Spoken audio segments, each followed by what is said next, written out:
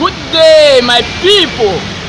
My name is Shitu Sadu ALADE. If we look at it very well, we can see that good character has dropped among new generation of artists. But what do you think it might have caused this?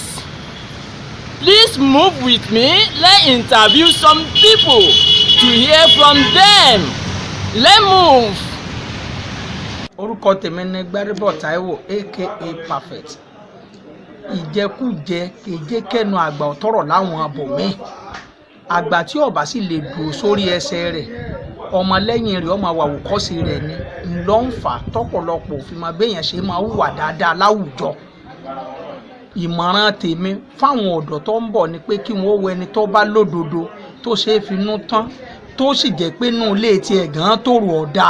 Irú ẹni bẹ́ẹ̀ lè yín ó rí ìdùnnú látara rẹ̀ tẹ́lòmíín náà ó tún fi máa ní ìlọsíwájú láti pàṣẹ tẹniyẹ sọ́dọ̀ tolúwa rẹ̀. So ìmọ̀ràn tèmi ni pé kí kálukú wa ká má jẹ́ kí n tí a jẹ kó má bàǹtà á jẹ lọ́jọ́ iwájú jẹ́. Orúkọ mi ni èyí tó ìwọ̀n lábẹ́ tí gbogbo ènìyàn mọ̀ sí àwùjọ. Mo jẹ́ kan lára àwọn kọ́sítọ́míà tó wà nínú industry. Ohun tí èmi rí tó fa pé kùdìẹ̀kudiẹ láàrin àwọn ọ̀dọ́ nínú tíátà, àìlẹ́kọ̀ọ́kùn. Ọ̀pọ̀lọpọ̀ ọmọ tó ń kúrò nínú ilé ẹ̀ tó yẹ pé tí ìyá bá wí kan á wí mẹ́jọ. So a lérò wípé bẹ́ẹ̀ náà ló ṣe nínú tíátà. Ìgbà tó bá dé nínú tíátà ni wọ́n ló máa rí wípé kò sí yẹn nínú tíátà. Àwa ń kọ́ ara wa lẹ́kọ̀ọ́, ẹ̀kọ́ tó sì lè kóró ní pẹ̀lú. So eléyìí náà ó ń fa gbogbo ìdẹ̀kùdẹ̀ ẹ̀ṣẹ̀. Orúkọ tèmi ni Kabiru Badmus aka Pure Water. Lérí ìbéèrè tí ẹ bí mi, ó yẹ kí ẹ mọ̀ pé àwa òṣèré orí ìtàgé Yorùbá àti gbé oúnjẹ alẹ́ wa fún ológo. Kò sí nǹkan tí à ń fẹ́ tàbí tá à ń ṣe ní ìsìnkú wípé tí àwọn ọmọ tó bá ti kówó dé, owó yẹn gangan ti wá di ọba fún wa. Owó yẹn ni nǹkan tí àwa ń sìn lọ́wọ́lọ́wọ́ báyìí ni ò jẹ́ kí àpọ́nlé kí ó wà nídìí iṣẹ́ òun. Kazeem Rabameji. Alákọ̀ọ́kọ́ ni pé èmi á wò pé tó àgbà bíbi tá a ti ń bọ̀ torí orírun Yorùbá gan, ìpìlẹ̀ Yorùbá gan ó bọ̀wọ̀ fún àgbàlagbà. Ṣùgbọ́n lóde òní àwọn ayé wọn kọ́ ọmọ wọn lédè mọ́ lákábẹ̀ láti bí èdè. Àwọn mélòó ló ń kọ́ wọn lédè Yorùbá mọ́, kò sí. Láti bẹ̀ wọ́n ti sọ gbogbo heritage wọn nù. Kò sí bí respect ṣe fẹ́ wà. Tó bá yẹ pé Yorùbá bá padà sí orírun wa, tá padà sí orírun wa, nǹkan ó yí padà. Láyé ìjọ́un ọmọ kékeré tó bá rágbàlagbà yóò dọ̀bálẹ̀ ní ìsìn báyìí. Good afternoon, good morning, gbogbo báyìí. So fún díẹ̀ yìí kò lè sàpọ́nlé yóò tẹ̀ ń béèrè fún yẹn àlérí for now àbí tá a bá padà sí drawing board. Orúkọ mi ni Dọlápọ̀ Táíwò. Gbogbo àwọn olólùfẹ́ mi jákèjádò ìgbà yìí máa ń pè mí ní Èjìdé Alákàrà. Ìbí ṣe mọ̀ pé ìbí nígbà míì ó máta, ìwo ni nígbà míì ó ní ṣe pẹ̀lú ìgbésí ayé ọmọ ènìyàn. Ẹlòmíì wá tó jẹ́ pé ó rẹ́ni bí kò rẹ́ni tọ́, ẹlòmíì rẹ́ni bí ó rẹ́ni tọ́ ṣùgbọ́n gangan kò gba ẹ̀kọ́. Ẹlòmíì dẹ̀rẹ̀ ẹgbẹ́ kíkó ó máa ń fà tó jẹ́ pé àwọn ìwà tí ó bìlí pé àwọn èèyàn ọ̀rẹ́ òun wù àtàwọn èèyàn yòókù bóyá tó ń bá ń wúrú ẹ̀ pé tó máa rí pé nǹkan táwọn èèyàn ń ṣe right tí ò dẹ̀ right. Irú sìn disrespect àlè sọ kó dá láwùjọ, irọ́ pípọ̀ àlè sọ kó dá láwùjọ, ká máa yànyàn jẹ́ ara àwọn kan tó ń ba àwùjọ jẹ́ ni. Bọ́n nǹkan tèmi rí specifically tèmi lè sọ pé ó fà ní wípé bí a ṣe bí wa ọ̀tọ̀ọ̀tọ̀ ni, bá a ṣe wò wá ọ̀tọ̀ọ̀tọ̀ ni, bí a ṣe dàgbà ọ̀tọ̀ọ̀tọ̀ ni, bí a ṣe túnra wa bí sí ọ̀tọ̀ọ̀tọ̀ ni. Irú ẹni tí à ń bá rìn àti àwọn tí a jọ ń ṣe ọ̀tọ̀ọ̀tọ̀ ni. Àwọn nǹkan yẹn ló ń fà.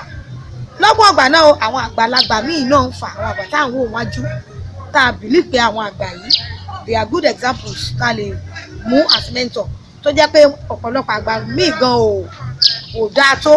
Ṣé wá mọ̀ pé tó bá mú kí àwọn àgbà kan máa wà kan tó kù díẹ̀ káàtó sí àwọn tó ń bọ̀ lẹ́yìn náà láwọn youth council náà bá wá ń rí nǹkan tó ń ṣe, they might believe pé nǹkan tó ń ṣe yẹn ó right, pé nǹkan tí ò bá right wọn ò ní máa ṣe. Nǹkan tẹ́mi rò nìyẹn tó ń fa àwọn ọ̀pọ̀lọpọ̀ ìwà burúkú, ìwà bàjẹ́ táwọn. Orúkọ mi ni Isiaq Towose. tí à ń pè ní lókùdù bẹ̀rù. Nítòfàájú lédè kan gẹ́gẹ́ bí ìbéèrè tí ẹ béèrè ni wípé àìní ìdánilẹ́kọ̀ọ́ tó kéèyàn lọ kọ́ iṣẹ́ yìí kọ́ mọ̀ wípé báyìí ni wọ́n ṣe é ṣe sáwì báyìí sáwì báyìí sáwì báyìí òun náà sì ti wí òun náà sì ti sọ́ra rẹ̀ di àwọn yẹn nǹkankan culture tí a kò sí lára wọn lọ́wọ́ sáyẹ́nsì ìṣètì ẹ̀ náà fi ń ṣe ẹ wá mú ẹmú wá nù sẹ́ wa ẹni kí sẹ́ lè bá civilize ìwà dánilẹ́kọ̀ọ́ ọ̀pọ̀lọpọ̀ gan tó jẹ́ ọmọ Yorùbá a sì fi pé ọ̀gbọ́ tó wá ṣiṣẹ́ Yorùbá torí àti approach ẹ àti bẹ́ẹ̀ sọ̀rọ̀ wípé mi ò fẹ́ fi àpọ́nlé sí i ó wà lọ́wọ́ èmi yín ó wà àwọn ọmọ yẹn nìkan kọ́ wà ó wà lọ́wọ́ èmi ó wà lọ́wọ́ ẹ̀yin tí a bá fi lọ́lẹ̀ tèmi ṣe kọ́ o ibi mo ti kọ́ o gbogbo ẹni mo bá nínú tíátà iṣẹ́ òṣèré tí mo mọ̀ pé mo bá ń bẹ̀ ọ̀gá mi ni èsì dandan kí n gba ọ̀dọ̀ rẹ̀ gbogbo ẹni ọba mi yẹ kó fèmí náà pé èmi lọ̀gá àwọn ọmọlúwàbí bẹ̀rẹ̀ látòrí àwọn ìgbésẹ̀ tọ́fà náà. Orúkọ mi ni Ọdẹ́bùnmi Sùláìmọ̀ mo jẹ́ tampan òṣèré ìpínlẹ̀ Ọ̀yọ́. Èmi tèmi rí ń bẹ̀ ojú pé kò lè ṣẹ́kọ̀ọ́ reason ni pé the more ibi bí wọ́n ṣe jọ ń wá yẹn àwọn tó ń wá ní ìsìn àwọn yẹn fẹ́ di star ni kì í ṣe pé wọ́n fẹ́ wá kọ́ṣẹ́ yẹn torí pé wọ́n wò pé bí wọ́n bá ti rí lágbájá tó lórúkọ òun ni wọ́n bá wá wọ́n wo ìpìlẹ̀ tó bá yẹ pé wọ́n ní ọ̀gá gidi tí yóò jẹ́ pé irú àwọn bàbá wa tá a ti gbórúkọ wọn àwọn yẹn kọ́ṣẹ́ yẹn àwa náà farabalẹ̀ la tẹ̀lé wọn a kọ́ṣẹ́ yẹn ṣùgbọ́n àwọn tó ń wá ní ìsìn wọn ò kọ́ṣẹ́ yẹn wọ́n kàn fẹ́ di star lójijì.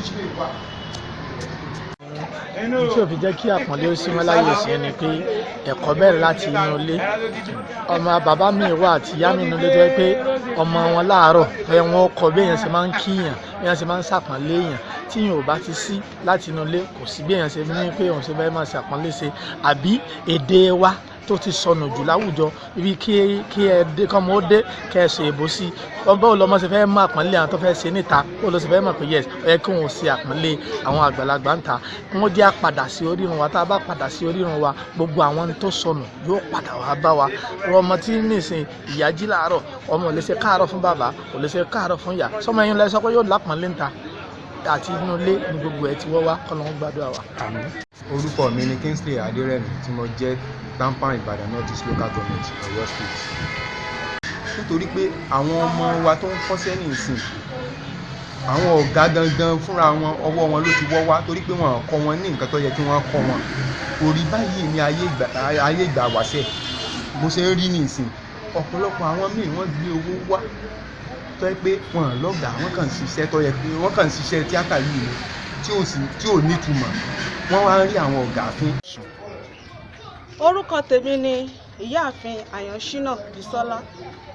Lórí ìbéèrè tí ẹ béèrè ohun tí ó fà á tí ò fi sí àpọ́nlé mọ́ nínú iṣẹ́ òṣèré ni wípé àwọn àgbàlagbà wọ́n ti jẹ ìṣẹ́bì látara wípé wọ́n gbé àwọn ọmọ kéékèèké tí wọ́n ń fẹ́ wọ́n wá gbé lórí àwọn àgbà tí wọ́n bá lẹ́nu iṣẹ́ ni ò kì í jẹ́ kí ó sí àpọ́nlé torí wọn ò ní rí wọn gẹ́gẹ́ bí ọ̀gá ẹnu wọn ò lè ká wọn.